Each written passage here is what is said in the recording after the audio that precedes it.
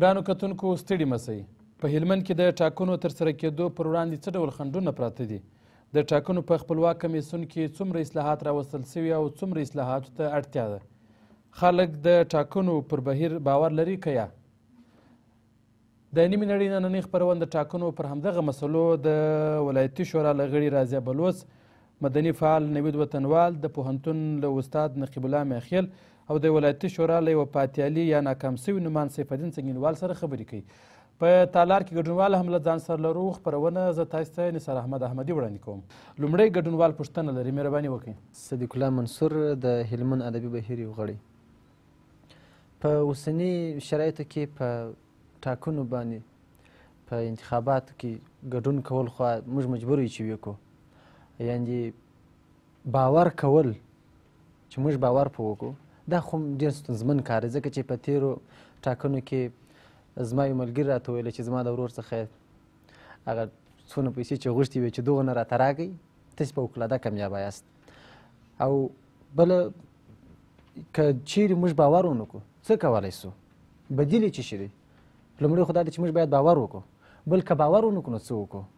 تاسو داسې وایاست چې په تېرو ټاکنو کې د فساد سوی دی، پیسې غوښتل سوي دي، ورکول سوي دي او باور له منځه تللی دی. بله، او اوس هم موږ باور نه لرو. که یې ونه لرو لار هم نه لرو چې باور ونه کړو. څه کوئ نو؟ رایه ورکوئ؟ که د دې پوښتنې جواب زه غواړم. په داسې حالت کې چې باور نه لرئ رایه ورکوئ که یا؟ آماده خو نه یم چې رایه ورکړم، ځکه چې باور په یو چا نه لرې نو بیا هغه ته رایه څنګه ورکوې؟ سمه ده، ډېره مننه. بل ګډونوال به وپوښتو. دام من حمیده نظری هستم، یکی از معلمین مکتب بیتری. سوال ما درباره است که آیا انتخابات گذشته برای مردم صورت گرفته یا کدام تقلبی در کار بوده؟ بله پوښتنه خو نه لرئ؟ بله پوښتنه، در صورتی که در انتخابات گذشته اگر تقلب صورت گرفت آیا در انتخابات آینده سهم گرفتن منفعت دارد یا خیر؟ سمه ده، ډېره مننه. ښه، تالار کې یوه بله ګډونواله هم خبرې کوي، مهرباني وکړئ. بسم الله الرحمن الرحیم. یکی از معلمین مکتب بیتری، آیا در انتخابات آینده از لحاظ امنیت چی نظر دارید نظر به اوضاع فعلی هلمند؟ دا پوښتنه مو مشخصا له چا ده؟ له ټولو کسانو ده؟ عمومی از مهمانای عزیز. بله، بله پوښتنه خو نه لرئ؟ نه خیر. ښاغلی سنګینوال صاحب، د ګډونوالو څرګندونې مو واورېدلې چې مشخصا د دوی پوښتنې له ټولو مېرمنو وې چې لومړی پوښتنو ته تاسو ځواب ووایاست چې په ټاکنو کې وایي چې درغلي سوې ده او که دا انتخابات د ولس په رایه ترسره سوي دي، او بل داسې پوښتنه وه چې باور له منځه تللی دی، خلک باور نه لري او ممکن چې رایه هم ورنه کړي. بسم الله الرحمن الرحیم. د لوی خدای په سپېڅلي نامه ستاسو او خویندو په اجازه همداراز د تلویزیون د لیدونکو رستم احمدي صاحب لکه تاسو چې وویله چې دا د انتخاباتو په هغه ننني مجلس په غونډه کې مو زه په اصطلاح په ناکامو وکیلانو کې راوستلم. زه رښتیا درته وایم چې تر څومره چې زه پوهېږم ما ته خپل ځان بریالی معلومېږي. بریالی په دې معلومېږي چې زه کېدلی سي چې د خلکو په مخ کې خپل هر کاټ خلکو ته وښیم چې دغه خلکو چیرې چاته ما ته رایه راکړې ده. رالم دې مسایل ته اول که دا د انتخاباتو سیستم رښتیا هم په افغانستان کې راتلونکي پر تیر باندې بحث وکړو، که دا د نورو مملکتو حتی د همسایه مملکتو په پرتله د هغوی سره مقایسه کې دغه سیستم بالکل که درته ووایم چې 50 نه 80% د درغلیو ډک سیستم دی. ولې تاسو ولیدل چې د ریاست جمهوریې د انتخاباتو نتایج موږ ته پس له 8 میاشتو یا 9 میاشتو معلوم شو چې څوک برنده دی، چا بایللې ده، چا ګټلې ده. هند دا دی تقریبا تر 1 میلیارډ زیات نفوس لري، د هغوی د انتخاباتو حالت په 4 ساعته کې دوی ته معلوم شو چې چا وګټل چا ونه ګټل. په لنډ ډول به درته ووایم که چیرې په افغانستان کې دغه د برېښنایي تذکرو یا دغه د کمپیوټري سیستم چې په هغه باندې د خلکو مثلا د ګوتو د نښې اخیستلو دا عملي نه سي، راتلونکي انتخابات به تر تېرو انتخاباتو لا هم زه فکر کوم چې په ټیټه سطحه به وي. رالم دې انتخابات ته زه د ریاست جمهوریې په انتخاباتو کې دلته د ګډو حزبونو یو مرکز و، د هغه مرکز په نمایندګۍ زه د یو حزب په نمایندګۍ د 45 ناظرینو سره د سنګین ولسوالۍ ته د اشرف غني د کمپاین لپاره ولاړم. بله ډله د ډاکټر صاحب عبدالله چې هغه هم تقریبا 15 کسه درلودل. موږ چې هلته ولاړو سره کښېنستلو، سره ومو ویل که شفاف کار کوئ. زه د ټیم په راس کې هم په هغه ټیم په راس کې بل څوک و. زه هغه سره کښېنستلو، دا مو سره وویل که درغلي کوې هر څومره چې کوې دغه نه کوم، ځکه چې زه د هغه منطقي سړی یم، زه هم دغه نه کولی شم. که شفاف کار کوې راسه ونیسه سره کښېنو، ولس به پرېږدو، ولس دې خپله پرېکړه وکړي چې ولس څنګه پرېکړه کوي. زه هلته د څوک هلته بلد دي د بوستانزو یوه حوزه ده، هلته ومه په نسوزو کې بله حوزه وه، په کوټیزو کې بله حوزه وه، په سنګین کې بله حوزه. د سنګین په حوزه کې حتی داسې حالت زموږ ملګري سره ورسېدله چې د مخالفینو حتی لاسي بمان پر هغه مرکز باندې راوغورځول. مګر موږ دغه جرات د لاسه ورنه کوي. په لنډو ټکو به درته ووایم چې موږ دا فیصله سره وکړه چې خلک پرېږدي، ولس پرېږدي چې خپل انتخاباتو کې هر څوک چې رایه ورکوي. که نه یې د ډاکټر صاحب عبدالله نفر هم هلته کولی شو چې هلته په زرو رایې پیدا کړي وي. تاسو باور په خدای وکړئ 548 رایې ډاکټر صاحب عبدالله ویوړلې، 520 رایې ډاکټر صاحب اشرف غني ویوړلې. ولې هلته پاک موږ دا کار وکړو، موږ دې ته چاته اجازه ورنه کړل. رالم د ولایتي شورا انتخابات ته. اوس بیا د سنګینه را شروع کړو یا بیا د واشیره را شروع کړو. زه فکر نه کوم که هلته به ستا یو کنډک 3 ورځې واستې هلته خلک راټول کړي 200 کسه به په واشیر کې راټول نه کړي. مګر د سیاب صاحب دپاره په هغه ورځ د 200 نفرو دپاره هم رایې ولوېده. ما واشیر یو ځل لیدلی دی. زه واشیر ته امارات ته تلم، هغه وخت کې زه خارج کې اوسېدم، ترکمنستان ته تلم، پر دې لار تللی یم. هلته ما هم 22 رایې وړې وې. نه پوهېږم چې چا زړه راباندې سوی و که څنګه. ځینې خلکو چې هلته بیخي هلته 600 رایې وړې. دا یو دغه دی. بله موضوع د انتخاباتو خپله د دغه کارکوونکو چې دلته دي یا خپله دغه کسان چې رایه ورکوي، که په راتلونکي څوک انتخابات کوي، زما هیله همدا ده، زما خواهش همدا دی د ورونو او خویندو څخه. لومړی هغه څوک چې ځان کاندیدوي هغه باید خپل ځان وزن معلوم کړي. زه څومره وزن لرم، ایا زه کیدای شم چې دغه مسؤلیت چې خلک یې زما په اوږو باندې دا بار اچوي زه یې وړلی شم. خورا اگه پشتو نمی‌فهمیم فارسی هم گپ زدم میتونه مگه مشکل باشه. مثلا هغه څوک چې ځان کاندیدوي هغه ته باید دا وزن معلوم شي. هغه څوک چې دته دا فرمه ورکوي چې معرف ته ځي، معرف ونډه هم دلته مهمه ده. معرف هم دا کار باید په دې خاطر پاک او شفاف وکړي. زه تاسو ته داسې کسان په تېرو انتخاباتو کې درښیم، حتی یو چا لیکلي وو د افغانستان په ټوله مملکت کې که د ده یو ټولګیوال چا پیدا کوي یا د ده یو ښوونکی چا پیدا کوي، موږ جایزه ورکړو. حتی په فیسبوک کې 1 لک افغانۍ جایزه ایښې وه. داسې کس حاضر نه شو چې زه د احمد ټولګیوال یم، نو داسې کس حاضر شو چې احمدي انتخاباتو کمیسیون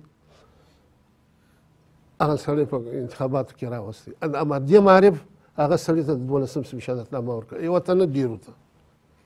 اوس نو داسې کسان چې هغه نسي کولی چې د خلکو ته خدمت وکړي، د دې کسانو انتخاب زه فکر کوم. تاسو سنګینوال څه پر ځان باوري واست چې رایه مو وړې ده، ولې بریالی نه؟ زه راځم دې خبرې د دې سوال ته هم راځم.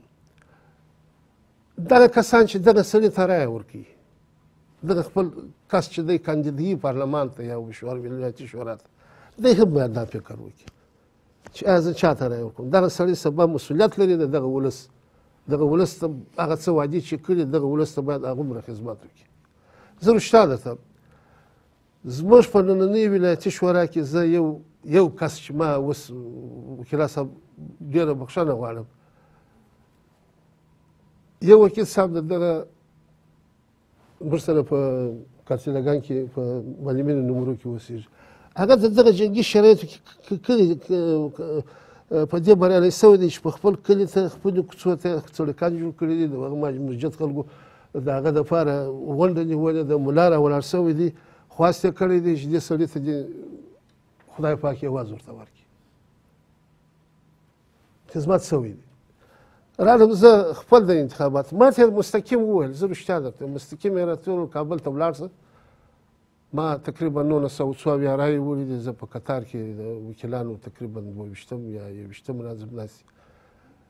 ما ته یې وویل چې دغونه پیسې ولاړ شه په کابل کې کوټې سنګینه چې تېر سي ادرس یې راکړي، هلته د یو چا کور د یو شی ورته ما ورته وویل ما څه وخت چې زه دغه شی دته دا پیسې ورکوم دا ولس ته نو بیا زه څه وم تر دغه بهتره تحصیل لرم ماسټري لرم په یو مسلک کې مسلکي سړی یم څه دې دپاره که ما کار کولی ما دا کار نه وکړي رالم د انتخاباتو کمیسیون آینده دا خوندو ته وایم وروڼو ته وایم هغه څوک چې څو کاندیدي ډېر کوښښ وکړي دغه ناخوالې چې موږ تاسې نن وینو زموږ تاسې په ولایت کې دغه حالت را روان دی دا خپله موږ دلته بل وطا کې بحث وکړي څه ملامت موږ هم یو هر چا ته مو رایه ورکړې ده هر چا مو ملاتړ کړی دی هر څوک مو استولی زه یو مثال تاسې ته راوړم زه دا همیشه په ډاګه وایم د قومندانۍ مخ ته ځانمرګی برید وشو نوم یې نه اخلم ځکه چې هغه د ژورنالیزم په اصولو کې دا نشته چې د یو چا نوم واخلې ځکه چې اما هغه رئیس جمهور ته درخواست کړی و د پارلمان یو وکیل دی یو استازی دی رئیس جمهور ته درخواست کړی دی ورته ویلي دي چې د قومندانۍ مخ ته زما کور نړېدلی دی په ځانمر کې د دې قومندانۍ بغل ته ماشوم ښځه ځوان زوړ سپین ږیری هلک 22 کسه زخمیانو شهیدانو دا دل اما دې وکیل دا په دې نه دی توانېدلی چاته یې ویلي چې رئیس جمهور زما په ولایت کې د خلکو نماینده یم زه دلته یې راستولی یم دلته د خلکو سره نمایندګي کوم هلته داسې یو فاجعه سوې ده د دې خلکو سره کومک وکړه دا زخمیانو خپل د تعمیر غم اخیستی تعمیر دم لپاره فکر کوم چې 145,000 یو څو پیسې دومره ورته هغه خساره ورته لیکه څه ولایت یې هلته انکار د دغسې وکیل نه نو دغه ولس څه ارزو لري سمه ده ډېره مننه سنګینوال صاحب مدني فعال نوید وطنوال به د ټاکنو پر پروسې د خلکو د باور د له منځه تللو په اړه باندې وږغېږي ښاغلی وطنوال صاحب په ټوله کې داسې نظر موجود دی چې پر ټاکنو باندې خلکو خپل باور له لاسه ورکړی دی او خلک رایه نه ورکوي او دلته ګډونوال هم دا شکایت شریکوي چې موږ رایه نه ورکوو که سیستم دا ډول فکر کوئ چې ولې مننه د میز ګډونوالو ته په تالار کې ناسته د خویندو او ورونو په اجازه باندې رښتیا هم د ټاکنو بهیر یا د انتخاباتو پروسه په افغانستان کې د خصوصا بیا د ملي یووالي د حکومت د انتخاباتو دا پروسه ډېر تر سوال لاندې راوستل ګورې احمدي صاحب هر انتخابات یو بایلونکی او ګټونکی لري ولې بدبختانه باید چې ووایم په افغانستان کې د ریاست جمهوریې په انتخاباتو کې بایلونکی او ګټونکی نسم معلوم زه په دې خاطر باندې د ریاست جمهوریې څخه راځم تر ولایتي شورا پورې چې ښه دا شی نه کې واضح شي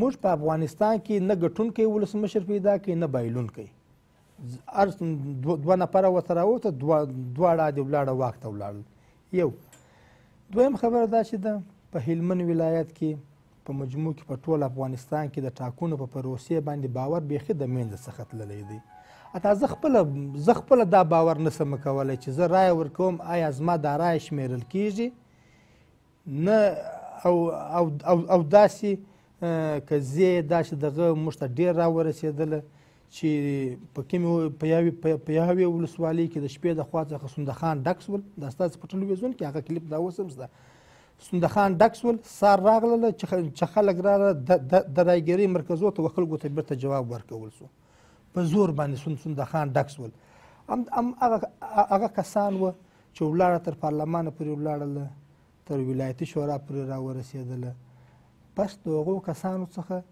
به یعنې ځینې ټول نه ښیم ځینې به ښیم د هغو کسانو څخه به اخر پای زموږ د ولسونو تمه څه شوي لکه سنګینوال صاحب چې مخکې اشاره ورته وکړله چې دلته د باید د 15 کسانو د شهیدانو د ټپیانو حقوق د باید دولت څخه اخیستی وی خو ولده صاحب د خپل کور د هندارو غم اخیستی دی چې زما کور ته کساره رسېدلی ده او ما ته د دولت تاوان راکړي همداسې قضیې نور هم دلته بیخي ډېرې سبسته په مجموع کې که دولت چیرې غواړي چې په انتخاباتو باندې د ولس اعتماد پیدا کړي پر انتخاباتو باندې چې سبا ورځ ولس وکړي چې ووځي انتخاباتو ته نر او ښځه ووځي دلته دولت ته پکار دا ده چې دولت دلته باید یو ډېر شفاف سیستم جوړ کړي اوسنی سیستم د فساده څخه د انتخاباتو د کمیسیون د ډک دی د درغلۍ څخه ډک دی په هره ناکاري چې د هغه وش ټوله دلته پکښې اوس خو د انتخابات د خپلواک کمیسیون په اداره کې دننه د اصلاحاتو د رامنځته کېدو یا د راوستلو یو پروسه روانه ده په مرکزي کچه باندې هغه کمیشنکاران هم نوي ورته وګمارل او په ولایتي کچه باندې هم د دغې ادارې چارواکي وایي چې اصلاحات یې روان دي، دا به ګټه ولري؟ احمدي صاحب زه وایم په تغییر او په تبدیل باندې دومره نه کېږي، په سیسټم باندې کېږي. دې شي ته انتخاباتو باید یو شفاف سیسټم جوړ شي چې تر ټولو چې په نړۍ کې ښه نتیجه ورکړې ده، دغه کمپیوټري سیسټم ښه نتیجه ورکړې ده. افغانستان دولت باید هغه معیار ته باید ځان ورسي تر څو د ولس اعتماد پر دې پروسې باندې راسي. تاسې اوس وګورئ په هلمند ولایت کې انتخابات کوانګه په دې اوسني حالاتو کې دا د هلمندیانو دپاره په زهر باندې تمامیږي. زموږ دپاره دلته انتخابات دا اوس په دې شرایط کې مطلق موږ ته زهر دي. ولې دولت چې په کومه سیمه کې حاکمیت لري په هغه سیمه کې په 100% کې 60% په انتخاباتو پروسې باندې دا اوس باور نه لري. په دې تعالی کې دغه ناس کسان چې دا اوس ما سره سروې وکړي باور نه لري. دلته کوم سیمې چې د دولت د کنټرول څخه وتلي دي هغو ته په هغو سیمو کې دا رقم تبلیغ کېږي ورته که تا چیرې رایه ورکړې ورته ته کافر یې. د وطن خلک تعلیم هم نه لري، دیني علوم هم نه دي ویلي، عصري هم نه دي ویلي. هغه چې ملا صاحب څه ویل د ملا صاحب کول باندې هغه رقم کوي. بس دولت ته پکار دا ده که دوی چیرې اوس که دولت دا پلان لري چې موږ انتخابات کوو، دولت باید په داسې وخت کې انتخابات زموږ ته په ځای باندې تمامیږي. بل هلمند کې یا په افغانستان کې دا اوسنی د انتخاباتو کم قانون چې دی موږ ته مطلق قابل د قبول نه دی.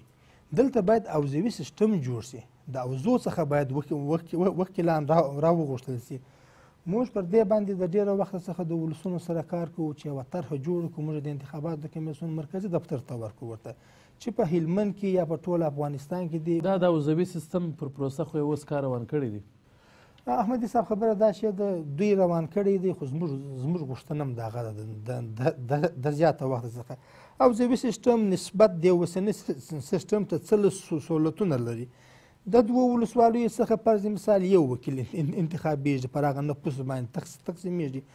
دومره جنجال و دومره مردارۍ هم نه راځي په کښې کې چې د یو د شونده خان په شا یې خپل کوټې د دې زغلي، بل د خپل کوټې د زغلي، څوک د پیسو په زور باندې تادیدېږي، څوک د سلا په زور باندې تادیدېږي، چا ته د پیسې ورکول کېږي، څوک د ډیپسي رانیسي. د خدای روی د انسان رانیوانګه. اخر پای زه زما غوښتنه د ولس څخه دا ده چې په دا ځلې انتخاباتو کې ژمن کسانو ته د رایه ورکړي ورته، او پر هغه صندوق چې دی درېږي چې رایه ورکړي پر هغه صندوق یې دی خپلې وینې هم توی کړي، تر څو فاسد سړی نه پرېږدي چې غیر قانوني رایه ور واچوي ورته او چې د رښتونو خلکو مخنیوی وکړي. که چیرې زموږ داسې هغه رښتیني کسان تللي وای، اوس تاسې وګورئ دومره سخت قوانین په پارلمان کې پاسېږي چې دلته ولس قطعا دغه نه لري، د هغه د ورکولو طاقت نه لري. زه تاسو ته ښه مثال زه تاسو ته راوړم د مالیاتو د قانون ده. یو ډېر سخت سیستم دی، پیچلی سیستم دی چې څه وخت پر ولس باندې اشی تطبیق کېږي، ټول ولس شکایت کوي. ولایتي شورا ته ولاړ دي، پارلمان ته ولاړ دي، تر ځایه ولاړ دي، نیته ویلي جنجالونه دي، مشکلات جوړېږي. اوس که چیرې موږ په پارلمان کې داسې ځیرک وکیل ولرو چې هغه په قوانینو باندې پوه سي چې ته وروره زما څخه 0% مالیات په څه شي باندې غواړې، دا خو دا ماته راوله 2% ته راوله، بس اسانتیا جوړېږي. غوښتنه مې د ولس څخه دا ده چې تاسې دا ځل په انتخاباتو کې ځیرک هوښیار واوسئ او پر کوم صندوق ته چې رایه ور د هغه صندوق څخه تر راشمېرنې تر وخته پورې دقیق نظارت وکړي. سمه ده، ډېره مننه. د ولایتي شورا غړې رازیه بلوڅ وپوښتو چې دا څنګه بریالۍ سوله؟ په ټاکنو کې د درغلیو په اړه باندې شکایتونه وسول یا تورونه ولګول سول، دا به د خپلې بریا په اړه باندې او د تقلب په اړه باندې چې په ټاکنو کې ترسره کېدی خبرې وکړي. مهرباني وکړئ. بسم الله الرحمن الرحیم. د ټولو خوندو وروڼو په اجازه زه خو پخپله دا باید چې د ملت څخه پوښتنه وکړم، اوسي زما څخه باید دا سوال ونیسي، ځکه د دې دپاره چې زما دریم ځل دی چې زه راغلم او په ډېر ښه رای راغلم، او زه داسې اطمینان درکوم چې یو غران مې نه دی مصرف کړی، ځکه د دې دپاره چې شی مې نه درلود، نه مې پیسې مصرف کړې دي نه مې پیسې اخیستې دي د چا څخه. او زما بریالیتوب یوازینی دا ده چې زه خپل ځان مې د هېڅ کار څخه نه دی دریغ کړی. که هر دوست راته درېدلی دی چې مشکل درلودلی دی زه په هر ځای کې ورسره تللی نه بلډینګ لرم نه موټر لرم نه امکانات لرم هېڅ شی نه لرم خدای لرم ملت لرم زه د ملت څخه منندوی یم چې همیشه زما پر څنګ دی زه خپل د هلمندي خویندو وروڼو څخه منندوی یم ځکه د دې دپاره چې ما په اوله ورځ ما 2 کمپاینه کړي دي یو د ګریش په ولسوالۍ کې هغه ټولو دوستانو ته مې ویلي دي چې نه پیسې در څخه غواړم نه پیسې درکولی شم نه رشوت ورکولی شم نه رشوت اخیستلی شم بل کمپاین مې په نادعلي کې و چې هغه هم داسې قومي دوستانو سره راټول سوی و چې زه ما 2 کمپاینه درلود هیڅ کمپاین مې نه دی کړی او په اخري هفته کې مې خپل پوسټرونه ویلي شاید چې ټول دوستان خبر وي هیڅ نه مې پیسې مصرف کړی دی نه مې رشوت ورکړی نه رشوت ورکوم او د درغلیو په اړه باندې یا په ټاکنو کې د پیسو د ورکړو راکړې ورکړې په اړه چې خبرې کیږي په دې اړه ستاسو معلومات څه دي؟ زه خپل د ورور د سنګینوال صاحب خبرې منم ځکه د دې دپاره چې دا خبرې وو زما رای ډېر لوړ وو زما رای کښته رالی ما دغه دوی توانایي نه درلود چې زما رایه بیخي د بینه ویسي د دې دپاره چې ملت غږ پورته کوي د سنګینوال صاحب ورور ټول ملت شاته یې ولاړ و اما متاسفانه چې دی دغه ونه توانېدی چې دی مرکز ته تللی وای پیسې ورکړې واقعیت هم زه دا منم زه د دې خبرې نه ردوم دا خبرې اوس داسې اندېښنه موجوده ده چې خلکو پر ټاکنو خپل باور له لاسه ورکړی که تاسو بیا نومانده سئ فکر کوئ چې خلک به رایه درکړي؟ واقعیت زه ډاډمن یم انشاءالله الرحمن ځکه چې ملت را سره دی وخت چې ملت را سره و زه هېڅ مشکل نه لرم دا اوس زه په خپله نه توپک لرم نه بادیګارد لرم نه شبل دغه ملت زما هر شی دی زما افتخارم دی خو دا زه بیا هم تشویش لرم د دې دپاره تشویش لرم که دغه برقي تذکرې راووځي زه فکر کوم چې شفاف به وي او که دغه برقي تذکرې نه وي بیا هم دغسې درغلي دي بیا هم دغه ستا خپله تجربه چې ټاکنو کې درلوده 3 ځله د بریالۍ سوې څه ده یعنې څنګه سیستم جوړ چې د خلکو دپاره هم اسانه او د درغلۍ مخنیوی هم وشي؟ په اوله ولایتي شورا کې دونه کشمکش نه و په دویمه ولایتي شورا کې هم دونه نه و په دریمه کې بیخي د ریاست جمهوري مجلس د په سر سترګو د ولایتي شورا ډېر کشمکش سو زه فکر کوم چې په اوس که د پارلمان دپاره تر دې به بهتره وي که دغه برقي تذکرې راووځي زه فکر کوم چې دا به شفاف وي او دا به عادلانه وي دا به د ملت دپاره ډېر بریا وي یوازې همدا او اوزوي زموږ تاسې ورور چې وویله زه داسې درته وایم چې په اوزه کې موږ تاسې 8 کسان پارلمان ته استو اوس په دغه 8 کسانو کې موږ تاسې قوم بازی لرو دا که په اوزایي سي زه فکر نه کوم چې دا به موفقیت وي د دې دپاره چې موږ دلته څو قومونه لرو کشمکش سره ډېرېږي حزبونه دي کشمکش سره ډېرېږي زه وایم چې دغسې عمومي وي او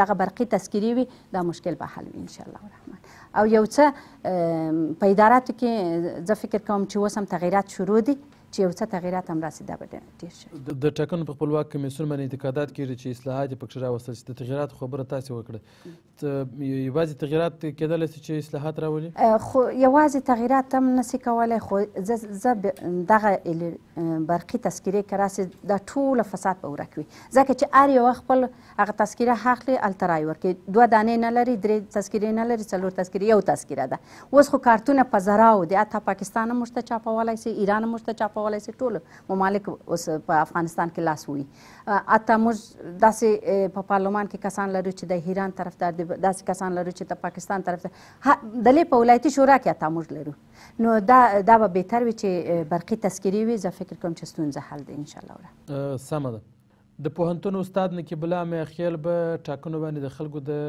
له منځه تللي باور په اړه راسره وغږېږي چې څنګه ممکنه لارې چارې شته چې د هغې له مخې د خلکو باور دویم ځل بیرته پر ټاکنو وسي او خلک رایه ورکړي او د دې تر څنګ به د ټاکنو د خپلواک کمیسیون د اصلاحاتو په اړه باندې هم خپل نظریات شریک کړي ښاغلی میاخیل صاحب داسې شکایت دی چې خلکو پر ټاکنو باندې خپل رایه ورکولو خپل باور له لاسه ورکړي او رایه ورکولو ته زړه نه ښه کوي ستاسو په نظر ولې؟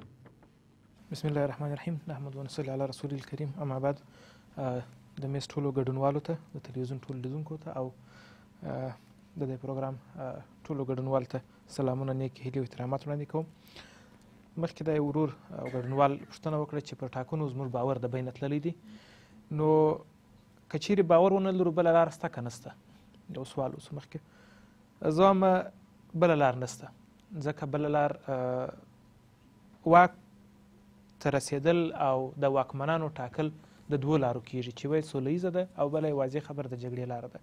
د جګړې لاره موږ دا تېر 40 کاله وکتله چې څونه ګټه یې راته وکړه او څونه تاوان یې راته کړي دي. نو زه بله لار نشته، یوازینۍ لار دا ده، خو دا لار دشواره ده، دا لار د ازغو ډکه ده. که چیرې موږ تاسې د نړۍ پرمختللو ډیموکراسیانو ته وګورو، لکه مخکې سنګینوال صاحب وطنوال صاحب یادونه وکړه د هند، که چیرې موږ تاسې د هند د ډیموکراسۍ تاریخ ته وګورو، هند د ډیموکراسۍ 80 کلنه تاریخچه لري او دوی هم د دغو ستونزو تېر سوي دي. بیلټ ریګینګ ورته وایي په انګلیسي کې، یا د صندوقونو غلا کول، یا فرض مثال د صندوقونو په زوره ډکول، د یوه کس د خوا څخه دا ډکول. دغه تجارب ټول هند تېر کړي دي شاته. د نړۍ ټول ډیموکراسي چې وګورو دا تجارب یې شاته پرېښي. ولې؟ هغه څه چې موږ او دوی تفاوت هغه دا دی چې دوی د خپلو اشتباهات څخه زده کړه کوي او هڅه کوي تر څو دا اشتباهات بیا تکرار نه سي. ښه به زموږ دپاره هم دا چې موږ زده کړه ځینې وکړو او هڅه وکړو تر څو د زموږ اشتباهات تکرار نه سي. نو لاره یوازینۍ ده، یوه لاره ده، د بلې لارې څخه نه کېږي. که غواړو چې دا پروسه کامیابه کړو، د ډیموکراسۍ پروسه کامیابه کړو او خلک دې تشویق کړو تر څو خپل واکمنان، خپل زعیم د انتخاباتو د لارې وټاکي، نو ښه به دا وي چې هڅه وکړو تر څو دا پروسه بریالۍ سي. که زه او ته درغلي ورنکړو بل څوک یې نسي کولی، که زه او ته رشوت ورنکړو بل څوک نسي کولی، که زه د انتخاباتو کارمندان څوک دي خو دغه موږ تاسې یو، رایه ورکوونکي څوک دغه موږ یو. دا تاسې حق دی، سالم حق دی. وخت چې ته ورځې انتخابات دلته رایه اچوې، ضرور نه دی چې ته د نظر کارت په غاړه ولرې، ودرېږه هلته او مه پرېږدو چې څوک ستا دغه حق وخوري درڅه. د ولسوالۍ 5 نفره 10 نفره 20 نفره هر سیشن ته ورسئ، هلته ودرېږي ورته چې زما د ولسوالۍ رایه ده، په بل رقم یې والله کېږي، ځکه دا زما حق دی، دا زما استازی زما حق دی. هلته ستاسې د مخ د قانون د انتخاباتو هم دا وایي چې اوله شمېرنه باید په هغه محل کې وسي. په محل کې شمېرنه وسوه، یاداشت یې ځان سره ونیسئ، عکسونه ځینې واخلئ، بیا وګورئ پرتله یې کوئ چې دغه شمېره هلته څو ده، مخکې چې دلته شمېرل سوې دلته څو. نو دا پروسه باید په ګډه کامیابه کړو. دا نه کېږي چې یوازې د دولت په وس هم نه ده، دا پروسه باید په ګډه کامیابه کړو، یوازینۍ لاره ده. بله پوښتنه چې وکړه، اوس یو خور وکړه چې آیا د خلکو په رایه خلک راغلي دي او که د درغلۍ د لارې راغلي دي؟ جوابونه یې تاسو ته سنګینوال صاحب او وکیلې صاحب یې درته درکړه. زه وایم چې دواړه حالات سوي دي. په هغه ځایو کې چې خلکو د خپل حق څخه دفاع کړې ده، په هغه ځایو کې چې خلکو د خپلې رایې څخه دفاع کړې ده، هلته هغه کاندیدان تللي دي چې هغه د خلکو په رایه تللي. او هر ځای چې خلک زموږ تاسې په رقم بیده پاته سوي دي، د خپل حق څخه دفاع نه ده کړې، د دې سیسټم څخه دفاع نه ده کړې، دا سیسټم یې څارلی نه دی، هلته خلک په درغلۍ تللي دي. بله پوښتنه چې دلته وسوه چې آیا په راتلونکي انتخاباتو کې ګډون ګټه لري که یا؟ و بالکل یې لري. لکه مخکې چې ما وویل چې دا یو اوږده پروسه ده، دا یو مسیر دی چې دا مسیر باید طی کړو، چې هر رقم ته باید دا مسیر طی سي. دا فایده نه کوي چې موږ تاسې دا پروسه په نیمه پرېږدو، مرتوله چې بیا بله لار هغه ده چې نو په کومه لار بیا زعیم ټاکئ. بالکل باید اشتراک وکړو، باید ګډون وکړو او فعاله ګډون باید وکړو. نور هڅوو ځکه د دې پروسې کامیابي په دې کې ده چې موږ یې خپله وبولو دا پروسه. نو ګډون ګټه لري، ولې ویش ګډون باید وکړو. بل سوال چې اوسو چې په اوسني اوضاع ته په کتو سره آیا انتخابات شوني دي که نه دي شوني؟ که چیرې موږ امنیتي وضعیت ته وګورو، امنیتي وضعیت ته که چیرې موږ تاسې وګورو، د هلمند امنیتي وضعیت موږ تاسې ټول ته ښه معلومیږي، لازم نه ده چې زه نور بحث پر وکړم په هغه باندې. په دغه شرایطو کې زه فکر کوم چې په پراخه کچه او په ټولیزه کچه په ټول هلمند کې به زه فکر کوم چې انتخابات شوني نه وي. یو به هغه حالت چې موږ وکولی سو چې خپل ورونه، خپلې خویندې، خپل قومي مشران او حتی د دولت وسلوال مخالفین دې ته قناعت ورته ورکړو چې هر رقم چې سي تصمیم نیونکی رایه ده، نو پرېږده دا ولس چې خپل تصمیم ونیسي. که ته ځان کاندیدوي هم راسه، ځان کاندید که موږ به تا ته رایه درکړو، لکن مه پرېږدوه چې د هلمند حق بل څوک درڅه وخوري. مه پرېږدوه چې د مساکله او د سنګینو د نوزاد د خلکو حق د لښکرګاه خلک وخوري.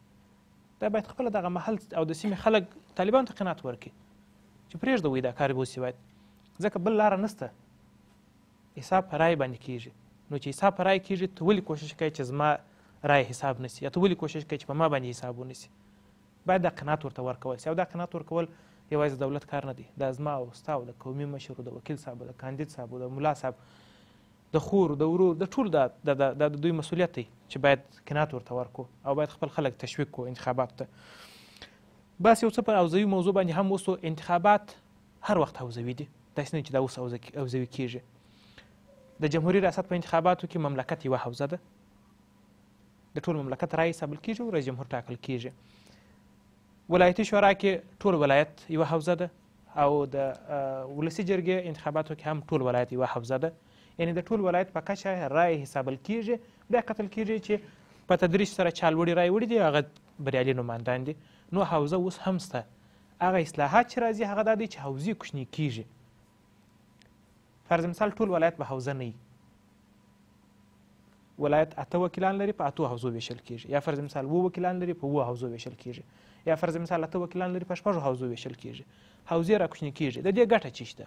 ولې دا اوسنی سیستم چې موږ تاسو انتخابات لرو دې ته SNTV وایي، سنګل نن ترانسفربل ووټینګ سیستم، یا د رای ورکولو واحد غیر قابل د تبدیل یا ورکړې سیستم دی. په دې سیستم کې هر کس حق لري چې سنګل یو رای ولري. نن ترانسفربل په دې دی چې زه نسم کولی چې خپلې رای فرض مثال ما 50 یا 80 رای وړي، زه نسم کولی چې زه وګورم چې زما رای خو نو زه نسم بریالی کېدی، نو زه وکیلې صاحبې ته ورکړم. دا حق زه نه لرم. ترانسفر کېږي نه، انتقالیږي نه رایه. دغه د افغانستان اوسنی سیستم دی چې SNTV دې ته وایي. سیستمونو باندې که چیرې بحث وکړو په انتخاباتو کې یا د رای ورکونې تقریبا تر 40 ډېر سیستمونه شته چې د نړۍ په مختلفو مملکتو کې هغه خلک یې تطبیقوي. سنګل څه یو بل شی هم شته دلته چې ځینې مملکتو کې داسې سیستمونه هم شته چې یو کس حق لري چې 8 وکیلان ولري، 8 وکیلان ته رای ورکړي په تدریج سره، چې اول دغه، دوهم دغه، دریم ده او څلورم ده. لیکن زموږ دا سنګل سیستم دی. حوزې چې را کوچنۍ سي ګټه یې دا ده چې یو خو وکیله صاحب او ښاغلی سنګینوال صاحب په دې شاهد دي چې ټول ولایت چې انتخاباتي حوزه سي هر کاندید ته معلومیږي چې زما رایې ډېرې چیرې دي، په کومه ولسوالۍ کې زه ډېر رایې لرم. دی ضرورت نه لري چې په سنګینو په مساکله کې ناظرین ولري، لیکن په دغه سیستم کې دی مجبور دی چې په سنګینو په مساکله او په نوزات او په بغران کې باید دی ناظرین ولري، ځکه هلته که چیرې درغلي وسي هغه د دغه رایه سوځي، ځکه خو ټول ولایت یوه حوزه ده. دغه چې حوزې را کوچنۍ کېږي د کمپاین لپاره وسایي ده، ځکه هغه کس به د هغې حوزې ځان کاندیدوي. فرض مثال ناوه یوه حوزه ده، 3 یا 4 یا 5 نفر یا 20 نفره به وایي چې زه د ناوې څخه کاندید یم. د ده په انتخاباتو وخت چې رایه اچول کېږي د ده دپاره بیا د کارتلګنو، د لښکرګاو، د باغرانو، د مساکله او د سنګین رایه نه حسابل کېږي. د ده حساب په هغه یوې حوزې باندې دی، په هغه یو ځای باندې دی. نو ښه به دا وي چې دی به یوازې په هغې حوزې باندې فوکس وکړي، تمرکز به وکړي، کمپاین به په هغه یوې حوزې کې وکړي، ناظرین به په هغه یوه حوزه کې ولري.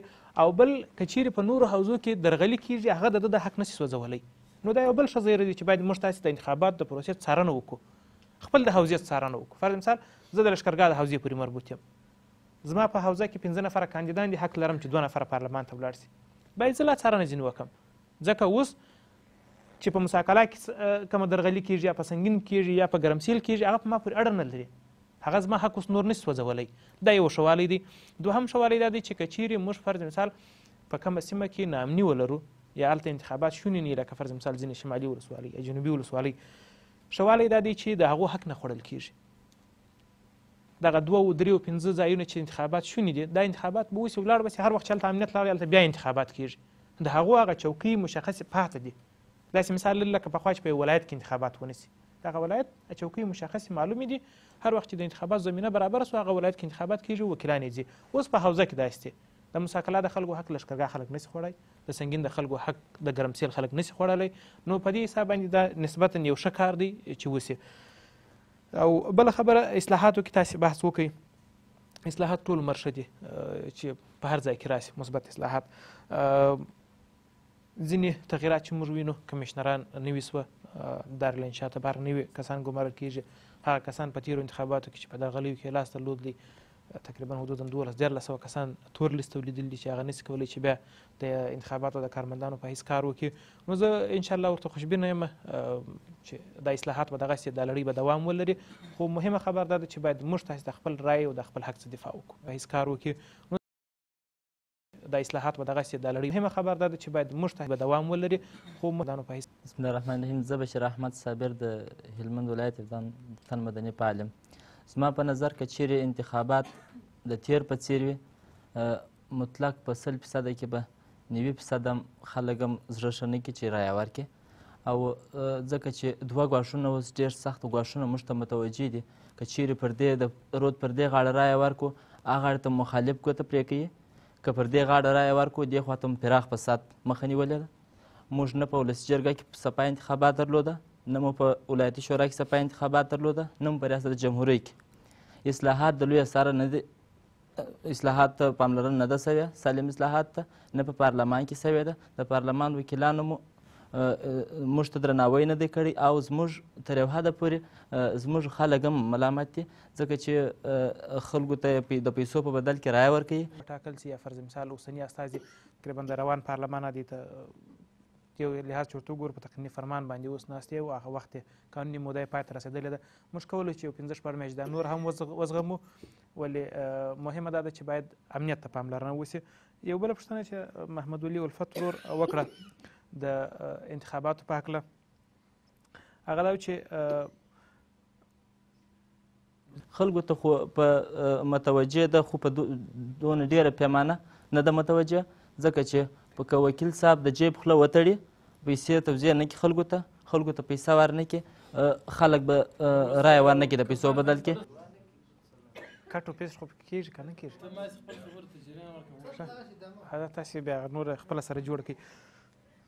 بسم الله خلک خو درغلي نه کوي، خلک مجبوره دي، بیکارۍ دي و هغه چې ماته یو څوک پیسه راکوي زه تر مخ هر سړی داسې کې اصون چې په پیسو والا پسې کېږي، مطلق په دې نه پسې کېږي چې دی رایې ته درناوی نه کېږي. پوهېږي زه هم پوهېږم بل هم پوهېږي. عکس العملونه یا دوه رقم ته رواني حالتونه تر مطالعې لاندې اکثر نیول کېږي چې یو ته ووټینګ بیهیویر وایي یا هغه حالت چې څوک زړه غواړي چې هغه تذکرې الکترونیکي تذکرې ورته وایي. هغه تذکرې که چیرې توزیع نه سي مطلق په کاټو باندې راتلونکي انتخابات هم شفاف نه سي کېدلی، که دا تېر سي راتلونکي نور انتخابات هم شفاف نه سي کېدلی. دغه د تذکرو موضوع که چیرې حل سوله انتخابات شفاف کېدلی سي. او د وکیلانو صاحبانو څخه مې دا هیله ده چې ولس مجبوره دی، د ولس د مجبورتیا څخه ګټه مه اخلئ، ولس ته روپۍ د جبو خولې مو وتړئ، ولس ته روپۍ مه ورکوئ، پرېږدئ چې ولس تاسو ته خپله رایه درکړي، ستاسو په وړتیا ستاسو په خدمتګارۍ باندې تاسو ته رایه درکړي. داسې ولس ته د جبو خولې د نور د ولس پر مخ وتړئ، ولس پرېږدئ چې تاسو هر سړی د پیسو په مقابل کې تاسو ته رایه در نه کړي، رایه ستاسو د وړتیا په مقابل کې درکړي. سمه ده، مننه. ښه مهرباني وکړئ تاسې که پوښتنه لرئ او یا خپل نظر شریکوئ. بسم الله الرحمن الرحیم. سارا نظری هستم، یکی از معلمین مکتب بیتری. سوال ما متوجه وکیل صاحب رضیه جان بلوچ می باشه که مردم بالای ایجاد شدن تذکره برقی خود تاکید می کند. آیا اگر این وضعیت امنیتی که سر تا سر کشور ناامنی وجود دارد آیا در شفافیت رای مردم تاثیرگذار می باشد یا نه؟ بله پوښتنه لرئ؟ نه خیر. مننه. ښه مهرباني وکړئ. بسم الله الرحمن الرحیم. نوم یې محمد ولي الفت، هلمند ولایت اوسېدونکی یم. په دغه انتخابات چې تېر سوله په دې انتخاباتو کې مې ګډون ونه کوي. ولې؟ په همدې خاطر چې په تېرو انتخاباتو کې وکیلان صاحبان که د پارلمان وه که د ولایتي شورا که د ریاست جمهوري وه ګردو ژمنې کړې وې، وعدې یې کړې چې موږ به دا کوو به کوو. کوم وخت چې دوی کامیابه سوله د دوی ملاقات موږ په 3 ورځو وخت نشو پیدا کولی چې موږ ورته دوی سره ملاقات وکړو، خپل مشکل ورته وایو. داسې ډېر دغه رالې ستونزې رالې مخته چې موږ غوښتل چې ورته دوی سره ووینو، خپل مشکل ورته وایو، مګر موږ دوی سره ملاقات ونه کوي. نو په همدې خاطر په دغه انتخابات کې ګډون ونه کوي. که ښه ګډون وم کې رایه ورم کې یو چاته دا د حق دی د رایې ورکول، مګر هغه داسې سړی چې ستا په درد نه خوري، ستا مشکل نه پالېږي. نو په همدې خاطر نګر صاحب د رایې ورکول څه ډډه وکړه. نو دا د حل لاره بولئ؟ زما په نظر باندې هغه خپل مسؤلیت خو مې ادا کوي، سبا خو مې غاډ نه بند چې تا دغه وکیل ته رایه ورکړې ده هغه خاین وختوي. نو ستا په نظر که داسې حالت یو غوره کېږي چې مثلا خلک دې بیخي له رایې راګرځول کېږي یا دې دا خپل د ځان مجبوریت ګڼي چې رایه دې نه ورکوي، نو دا حکومت به څنګه رامنځته کېږي؟ حکومت خو ټول خلک کولی چې رایه ورکړي، ټول هم د یوه څه حسابېږي. نو زما خپل شخصي دغه نظر چې ما دا خاطره د دوی څه نه درلودله، شاید نور ښه وکیل پیدا. نو ستا وړاندیز څه دی؟ زما وړاندیز دا دی دا خلک چې ټاکل کېږي که ولایتي شورا ته دي که پارلمان ته دي، داسې خلک باید وټاکل شي چې هغه هوښیار ځیرک د ولس دپاره، نه د پیسو دپاره، نه د جیب دپاره، نه د قوم دپاره، نه د سمت دپاره، داسې سړی باید ونه ټاکل شي چې د هغه څخه سبا منفي دغه ځینې واخیستل شي نتیجه. دا سړی باید وټاکل شي چې هغه په ولس کې نوم ولري، په ټولنه کې نوم ولري، د مثبت کارونه ده کړي. نو داسې سړي ته چې پیدا شي په نظر م سم راسي هغه ته بیا رایه ورکوم، په انتخاباتو ګډون کوم. سمه ده، ډېره مننه. ښاغلی سنګینوال صاحب څرګندونې مو د مېلمنو مو اورېدلې نو بحث سره لنډوو همدغه ستاسو په وروستیو خبرو باندې پای ته رسو البته د نورو مېلمنو هم دلته یو یادونه وسوله چې ځینې وکیلانو یا نمایندانو چې ټاکنو ته ولایتي شورا ته نماند وه زموږ بحث پر هلمند باندې دی ډېرې ژمنې یې کړې وې له خلکو سره چې هغه به عملي کوي او بیا کله بریالي سوله خپل دفتر کې وخت نه درلوده چې د چا سره لیده کاته وکړي دغه خبره څومره پر ځای ده او آیا دغسې یو عمل د دې سبب کېدلی شي بیا د خلک د رایې ورکولو څخه ناراضه شي زه دغه دوستانو اندېښنه پر ځای بولم خو یو شی زه وایم دلته څو واره بحث پر باور وسو باور او اعتماد هر څوک چې هر چا ته رایې ورکړي هغه باید په ځان باور ولري باور په دې معنا نه همدا ستا باور دی چې ته څوک کاندیدا یې همدا ستا باور دی چې ته په ځان ولرې ته ټولنې ته تغیر ورکړې دغه بدبختي د بینه یوسي باور وکړه په خپل ورور یې وکړه باور وکړه په خپل د اکا په زوی یې وکړه باور وکړه په یو بل افغان یې وکړه باور وکړه په یو بل چې ستا په ژبه نه وي ستا په مذهب نه وي وګوره چې ښه سړی وي وخت کې چې هغه ته رایه ورکړله بیا نو ته کېدای شي چې دغه نن بدبختیو ته خاتمه ورکړي نن دغه بدبختي چې موږ په هلمند کې وینو زه درته موږ تاسې دغه رایې چې ورکړې داسې خلکو ته مو ورکړې چې ټیکهداران دي ټیکې وي داسې خلکو ته مو ورکړي دي چې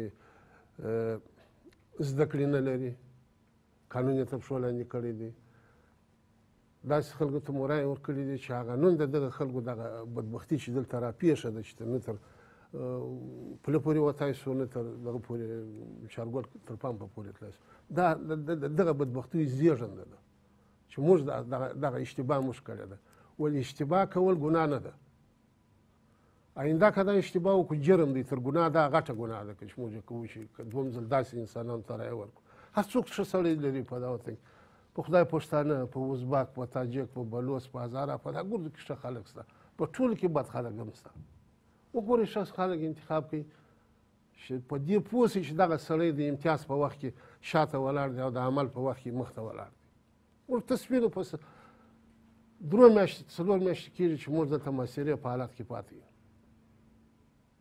تاسې یو څوک لیدلی دی چې دلته راغلی دی ویلي دي جنګ چې راغی جنګ چې راورسېد باباجي ته ښار راباندې راتنګ شو وروسته موږ ټولو نارې کړې هم وکیلانو ښار خراب شو هم د ولایتي شورا وکیلانو هم د قومي مشرانو دغه حالت موږ په روژ کال لیدو دغه حالت موږ 2 کاله مخکې لیدو دغه حالت موږ هغه وخت کې لیدو چې په سنګین باندې دغسې حالت را روان لکه نن چې پر دې روان دی یو وکیل دې وایي زه در ښیم داسې وکیل در ښیم چې د حجپتیما د اکا پر پیش پر بام ولاړو ویل حتی دته خپل جغرافیا نه معلومه ویل سنګین هلمند ولایت د فراه او د هلمند ولایت د ایران او پاکستان سره سرحد لري نو ستا جغرافیا ته بلد وي د ایران سره نو موږ چیرې دومره سرحد لرو لکه ته چې وایې یا ته وایي د سنګین ولسوالي نه پوهېږم د چا و چا سره سرحد لري هغه یې بیخي د مرز اخوا ته خبرې کول داسې خلکو ته رایه ورکول سمه ده ستاسې وړاندیز سره دی زما وړاندیز دا دی زه یو ځل بیا دغه څوک چې ما په تلویزیون کې ویني دغه څوک چې زما خبره اوري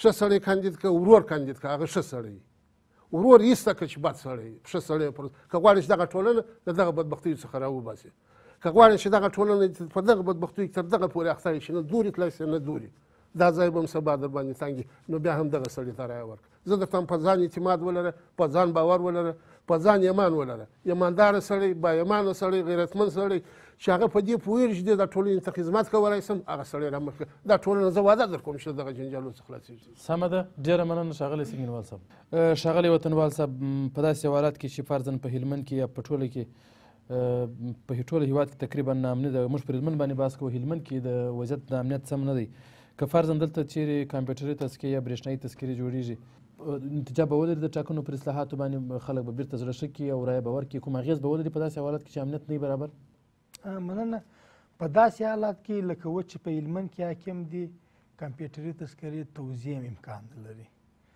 ځکه چې نه دولت مامورین د طالب وصاحیه ته استوای شي نه هلته طالب ورته اجازه ورکوي ورته هغه امکانات نه لري ولې غوښتنه دا ده چې دولت یو ځلې باید هغه سیمې چې د لاس څخه وتلې وي هغه سیمې دولت باید تر خپل حاکمیت لاندې راولي دلته وروسته کمپیوټري تذکرې توزیع شي وروسته بیا پر انتخاباتو باندې خبرې وشي دلته څو موضوعات نور راغله یو وکیل صاحب یې وویل چې په هلمند کې یا په افغانستان کې حوزوي انتخابات دلته کوم بازي ده. زه وایم وکیل صاحبې تاسې اوس وګورئ په هلمند ولایت کې هغه اکثریت قومونه چې دي هغه دغه دولت د بې کفایتۍ د لاسه څخه هلته اوس د نورو خلکو په لاس کې ګیروګان لوېدلي دي. د نورو خلکو په لاس کې خلک هلته بند پاته دي.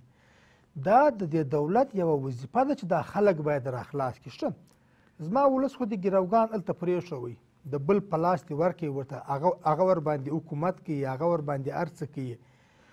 نو پس د دغه کاندید او د وکیل د امتیاز حق هم ځنې اخلو. زه تا ته ښه مثال ګوره واشیر نوزاد سنګین وایم 3 ولسوالۍ موږ په پارلمان کې یو وکیل نه لرو دغه 3 ولسوالۍ ولې داسې ولسوالۍ به درته وښیم چې هغه دا زموږ د 3 ولسوالیو د یوې ولسوالۍ نفوس نشته بلکې کې 2 کسه وکیلان لري. حوزوي سیستم لکه مخکې میاخیل صاحب کور ودان ښه تشریح یې ورکړله ورته هغه چې هلمند پر 8 د وکیله صاحب اندېښنه دا وه چې دلته به ځکه د قومي جنجالونه په هره ټولنه کې موجود دي دلته په هلمند کې به بیا له دغې مسلې څخه جنجالونه رامنځته شي. داسې یوه احتمالي خبره وکړه. هغه کسان په واک کې ګډېدی شي چې اوس د ثانیې څخه وتلي دي. اوس ته وګوره موږ د 3 ولسوالیو څخه موږ نه ولایتي شورا کې نماینده لرو نه پارلمان کې نماینده لرو. بدبختي ده او دا بدبختي موږ ولس هم نه ده جوړه کړې دا پر موږ باندې تحمیل شوې ده. دا د دولت د بې کفایتۍ څه شوې ده. زما ولسوالۍ په لوی لاس باندې پرېښولې. ولې بس اوس دغه حکم راڅخه اخیستل کېږي. موږ د دې څخه په کلکه باندې دفاع کوو او تر اخره پورې به کوو. بل محمد ولي ورور دلته وویل چې موږ د وکیل سره ملاقات نشو کوی. ډېره ښه پر ځای خبره دې وکړله. ما وغوښتل زه کابل ته ولاړم د حقوق بشر یو نړیوال کنفرانس و. ما هلته هر څه کوښښ وکړ چې زه باید یو وکیل پیدا کړم د پارلمان وکیل باید پیدا کړم چې زما سره وزارت معارف ته ولاړ شي چې ما صرف تر وزیره پورې ورسوي چې زه د خپل کتابونو د خپل د هلمند د معارف غوښتنه هلته وکړم. ولې بدبختانه باید چې وایم چارې ورته بهمېږم وایي ولا زه وخت نه لرم ته سبا راسه ورته ورغلم ورته 2 ورځې په کور کې ناست وم لا ولاکه راسره تللي ستاسې د معارف ستاسې د بچیانو د کتاب دپاره. ولې خوشبختانه باید چې وایم چې د کنفرانس کې هغه د وزیر معین ګډون کړی و. موږ هلته غوښتنې ځینې وکړلې هغه و چې دا شی تر هلمند پورې م راوړي. سمه ده ستاسو غوښتنه څه ده؟ زموږ غوښتنه دا ده چې هلمند کې دي یو وار باید هغه سیمې تر کنټرول لاندې راویستل شي چې اوس د کنټرول څخه وتلي دي. وروسته که د کمپیوټري تذکرې وویشل شي او دغه انتخابات دې وشي. سمه ده ډېره مننه. میرمن بلوڅ دلته شکایت وشو چې کله موږ وکیل ته نومان ته رایه ورکړو چې هغه بریالی شي بیا د ملاقات لپاره وخت نه لري او موږ نشو کولی چې هغه په ورځو پیدا کړو. دا مثلا شریکه شوله او بله خبره دا وه چې ویل که مثلا په دغسې نامنویو کې کمپیوټر تذکرې ویشل کېږي ګټه به ولري که یا؟ زه خو خپل د وروڼو خبره نه ردوم نه تاییدوم د دې دپاره ځکه چې زه په خپله دا 3م ځل چې په ولایتي شورا کې دی هر څوک چې زنګ وهلی دی هر څوک چې راغلی دی موږ ورته ښه راغلاست ویلی دی. ځکه د دې دپاره چې هغه کور یوازې شخصي د ولایتي شورا نه دی هغه د ملت کور دی هغه د ملت ستونزې هلته راوړي. ځکه چې ولایتي شورا دولت د ملت او دولت په مابینځ کې یو پل دی. وخت چې دوی د دوی غږ وانه اوري دغه ستونزې تر کم ځای پورې ورسوي. یعنې د ورځې په زراو داسې زه درته وایم چې دا جنګ شروع سوی دی د جنګ د مخه دونه ستونزې نه و. اوس چې جنګ شروع سوی دی په زراو خلک راځي تمام ورځ ولایتي شورا پر مخ خلاص دی. داسې نه دی چې یوازې زه ورسره وینم زموږ ټول حزب ورسره لیدلی دی. زه خپل د ولایتي شورا ملاتړ کوم ځکه د دې دپاره چې په هر رسنۍ کې ولاړ دی په هر ځای کې ولاړ دی خپل د ملت غږ تر هر ځای رسولی دی. دا زه نه وایم شاید چې زموږ وروڼه ازرده سوي یو ورځ شاید چې ورته وخت نه پیدا سوي زمینه ورته نه دی مساعد سوي اما تمامه ورځ ولایتي شورا دروازه د ټولو وروڼو خوندو پر مخ خلاص دی. او ساره جان خور چې ویله چې امنیت واقعیت هم په ټول افغانستان کې موږ داسې امنیت نه لرو په ټول افغانستان کې داسې نه وایي چې یوازې په هلمند کې خو د هلمند ستونزې تر نورو ولایاتو ډېر دي. د دې دپاره چې موږ تاسې 14 ولسوالۍ لرو په 14 ولسوالۍ کې یوازې د ګرشک ولسوالۍ موږ تاسې یوازې خپل ولسوالۍ امنیت لرو، نور په هېڅ ځای کې موږ تاسې امنیت نه لرو. خو موږ تاسې پر امنیتي ارګانو باندې پر لوړو مقاماتو باندې، ځکه چې یو 2 هفتې تر مخه موږ د رئیس جمهور سره یو ملاقات درلود، د ولایتي شورا او سپین ږیري قومي مشرانو. رئیس جمهور ته مو دا ویلي دي چې تاسې یو ټینګه اراده وکړئ، ټینګه حزم وکړئ، یو داسې څوک واستوي چې هغه د ملت غم وخوري، هغه د ملت دپاره خدمت وکړي. دغه ولسوالۍ چې نه هم نه دي، دغه ولسوالۍ دې ونیسي. دا چې موږ وایو چې تغییرات او تبدیلات، دا تغییرات او تبدیلات زموږ په درد نه خوري. په 3 میاشتې یو قومندان به څه وکړي، په 1 کال به یو قومندان به څه وکړي، په 1 هفته به یو قومندان به څه وکړي. تاسې یو پلا پرېږدئ چې دوی څونه توانایل. اول خو تاسې مقصر یاست د دې دپاره چې تاسې یو څوک واستوي چې هلته مؤثریت ولري. تاسې هلمندي موږ په هلمند کې جنرالان لرو، موږ په هلمند کې غټ شکر ماستران لرو، هم د نظام هم د غیر نظام. دغه کسان موږ ته راواستوي. خو جناب رئیس جمهور صاحب او ډاکټر صاحب عبدالله وعده ورکوي چې موږ تاسو ته حتمي او ضروري تغییرات راوړو. خدای خو مهربان دی چې تر هغو چې انتخابات کېږي چې ټوله ولسوالي. سمه ده، ډېره مننه. ښاغلی میاخیل صاحب، د ګډونوالو د مېلمنو څرګندونې مو اورېدلې. خپرونه ستاسو په خبرو سره پای ته رسوو. ستاسو وروستی وړاندیز څه دی؟ یو بل په داسې حالات کې چې په هلمند کې ناامني طبیعي خبره ده چې دلته به نه برېښنایي تذکرې ویشل کېږي او نه به ټاکنې ترسره کېږي. حکومت باید لومړی په ټاکنو په خپلواک کمیسیون کې اصلاحات راولي او که د ولایتونو لپاره د امنیت غم وخوري. مننه. واضح خبره ده کله چې امنیت نه وي انتخابات ناشوني دي، او که چیرې په انتخاباتو په کمیسیون کې هر څونه اصلاحات راوستل شي، سیستم کې اصلاحات راوستل شي، لیکن وخت چې زه ونه سم کولی چې یو ځای کې محل د رایې دهي جوړ کړم او ونه سم کولی چې رایې پاڼې واستوم، خلک ونه سي کولی چې په ډاډه زړه راسي خپل رایې ورکړي، نو زه فکر کوم سیستم جوړ شاید دونه ګټه ونه لري. نو لازمه دا ده چې اول قدم کې باید امنیت ته توجه وسي، ځکه دا یو حیاتي موضوع ده.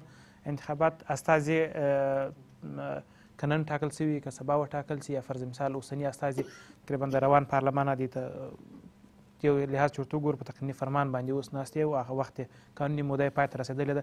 موږ کولی چې یو 15 میاشتې دا نور هم وزغمو، ولې مهمه دا ده چې باید امنیت ته پاملرنه وسي. مخکې محمد ولي ورور محمد ولي الفت صاحب یو خبره وکړه چې په تېرو انتخاباتو کې ما رایه نه ده ورکړې.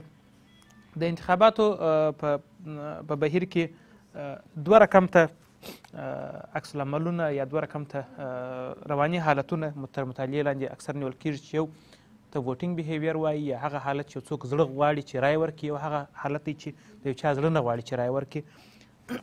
ولې یو څوک نه غواړي چې رایه ورکړي؟ دلته څو علتونه شته. اوله خبره په پروسه اعتبار نه لري، دوهم په دې اعتبار نه لري چې دا زما یوه رایه به تغییر راولي، دریم په دې اعتبار نه لري چې دا زما رایه سرنوشت ټاکونکې ده، څلورم په دې اعتبار نه لري چې دغه یوه رایه کولی شي چې یو تحول رامنځته کړي، یو نوښت رامنځته کړي.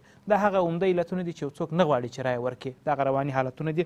او بله خبره الفت صاحب یو بل موضوع ته اشاره وکړه چې که چیرې زه رایه ورکړم بیا چې وکیل صاحب هر څه کول زه په هغو کې ورسره شریک یم. دغه کنسپټ دغه شی باید په صورت عموم زموږ په ټولنه کې تغییر پیدا کړي. ته چې وکیل صاحب ته رایه ورکوې ته یې په څه ورکوې؟ د ده په ژمنو یې ورکوې. وخت چې دی تا ته کمپاین کوي ته یې په هغه څه ورکوې. حدیث د رسول الله صلی الله علیه وسلم دی چې وایي انما الاعمال بالنیات، عملونه ټول د نیت په اساس دي.